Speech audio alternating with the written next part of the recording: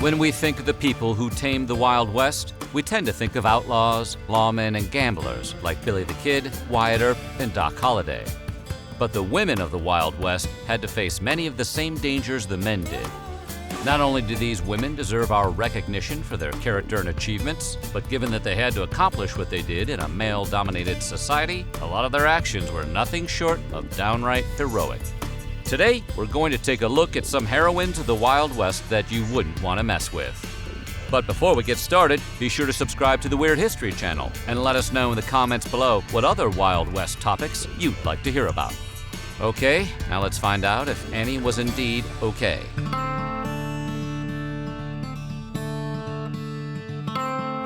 Stagecoach Mary Fields was born in 1832 and spent her early life as a slave.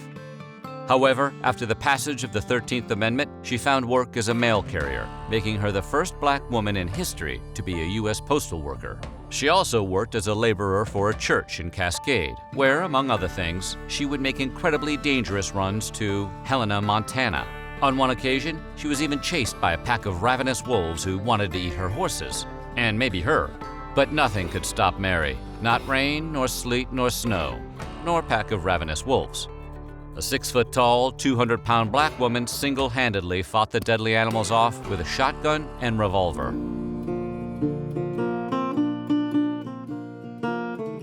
Cathay Williams was determined to serve her country in the Civil War, but she had two obstacles in her way at the time. She was black and a woman. Being a black woman, she wouldn't be allowed anywhere near the battlefield as anything more than a cook, laundress, or nurse. But Cathay wanted to fight. Like a heroine right out of an 80s movie, Cathay disguised herself as a man. She took the name William Cathay and was soon deemed fit for duty. This made her the very first unofficial African-American woman to enlist in the U.S. Army. Cathay kept the ruse up brilliantly. Despite being hospitalized several times, no one figured out her secret. Or maybe they did and let it slide, because that's pretty cool.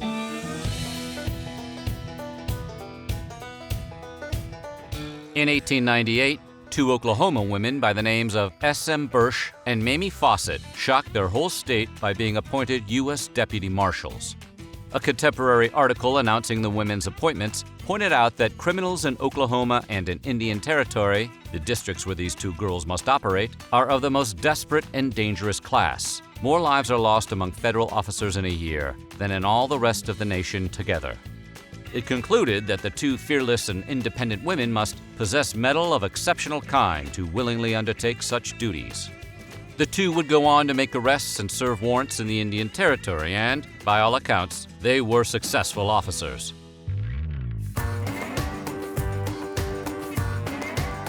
Most of us have heard of Annie Oakley. Born in 1869, Annie would forever be remembered for her otherworldly sharpshooting skills. Oakley pretty much put all of her contemporaries to shame, especially overconfident men. Annie was also highly dedicated to her family. After the death of her father, when she was just still 8 years old, Oakley would feed her family by hunting game with a rifle. From there, her skills with guns just continued to grow. She eventually parlayed those skills into a career in show business, where she made enough to support her mother and 6 siblings, while still making regular donations to charity. Oakley was known for performing amazing trick shots that no one else could do, including shooting a cigarette out of her husband's lips, hitting the edge of a playing card from 30 paces, and hitting targets behind her while aiming in a mirror. She was so well respected that Kaiser Wilhelm II actually let her shoot a cigarette out of his royal mouth. That is what you call trust, or flirting.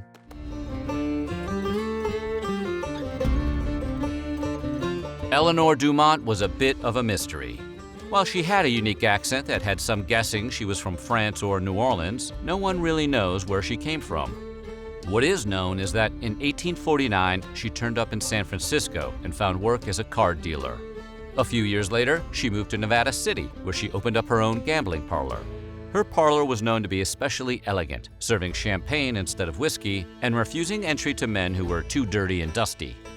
Dumont later parlayed her success in the gambling business into a ranch and started raising cattle. Unfortunately, it all was for naught. Eleanor was cheated out of her venture by a crooked property manager named Jack McKnight. McKnight was a con artist who convinced her to sign the property over to him. He then absconded with all her money and left her in debt. You could cross a lot of people, but not Eleanor Dumont. Eleanor hunted down McKnight and wiped him out with 2 blasts from a shotgun. Her life never recovered from the damage the con artist did, but hey, she did exact her revenge.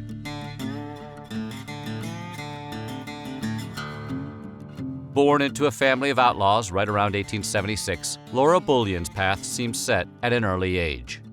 After a difficult childhood, she joined up with the Wild Bunch, which was the same gang that produced legendary outlaws Butch Cassidy and the Sundance Kid, as well as famous bandits like Black Jack Ketchum and Kid Curry.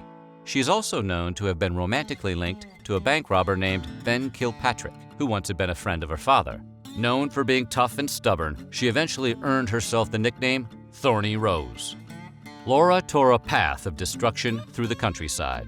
She robbed trains and pulled scams until the law finally caught up with her.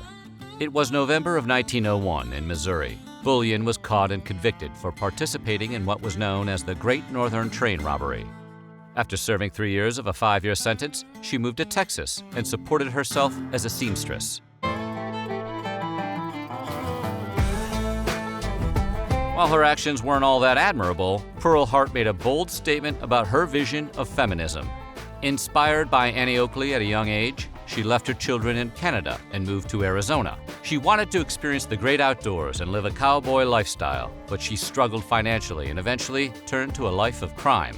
On May 30th, 1899, Pearl and an acquaintance known as Joe Boot robbed an Arizona-bound stagecoach.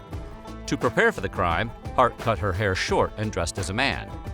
The robbery was a success, but the getaway, not so much. Either because they were taking a strangely circuitous route designed to lose anyone who was on their trail, or because they just got lost, the pair didn't make it too far. The sheriff was able to catch up to them with a posse. Boot is alleged to have immediately surrendered, while Hart is said to have tried to fight her way free. Despite her efforts, Pearl was arrested, but she was not done fighting. She refused to recognize the authority of the court, stating that she would not consent to be tried under a law that her sex had no voice in making. After getting out of prison, Pearl had a brief career in show business, first reenacting her crime on stage and later working for Buffalo Bill's Wild West show under an assumed name.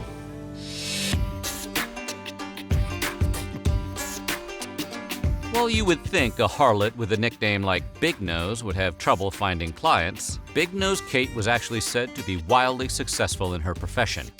Born Mary Catherine Heroines on November 9, 1849, Kate would quickly become revered for her legendary stubbornness and toughness. She spent the later part of the 19th century moving around the Midwest and claimed that she liked being a lady of the night because she didn't want to belong to any one man or house. Of course, Big Nose Kate is best remembered for being the on-again, off-again companion of Doc Holliday, one of the famous gunmen who fought in the shootout at the OK Corral. That's right, she was his huckleberry. In fact, when Holliday was locked up for killing a man in self-defense, Kate set him free by setting a fire to an old building. As most of the town was busy fighting the flames, she walked into the jail with a gun and freed her lover. Thanks to Kate, the two escaped together and eventually became Wild West legends.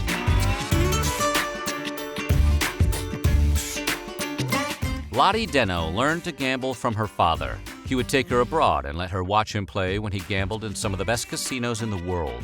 But after he was killed in the Civil War, Lottie was left to manage the family plantation along with her mother and sister.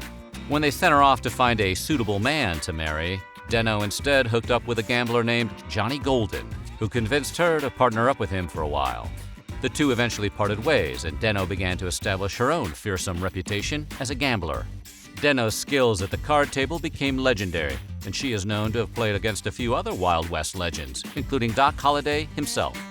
In a surprise career change, she retired from gambling and became a founding member of St. Luke's Episcopal Church in Deming, Texas. Della Haskett Rawson was the first and only woman to drive a stagecoach and carry the U.S. mail in California. Keep in mind that Della took on the job at the tender age of 14 years old. Yes, right around the same age that most modern kids are just learning how to find their way around a high school, Rawson was exploring the frontiers of the American West in a vehicle with an impressive amount of horsepower. Literally. The teenage girl turned out to be a bit of a prodigy. She did so well on her first run, she became the regular backup driver for the Stagecoaches and would continue to occupy that position for close to 10 years. She would go on to be the only woman ever to belong to the Pioneer Stage Drivers of California Association and even served as its vice president. So what do you think? Which of these tough ladies impressed you the most? Let us know in the comments below, and while you're at it, check out some of these other videos from our weird history.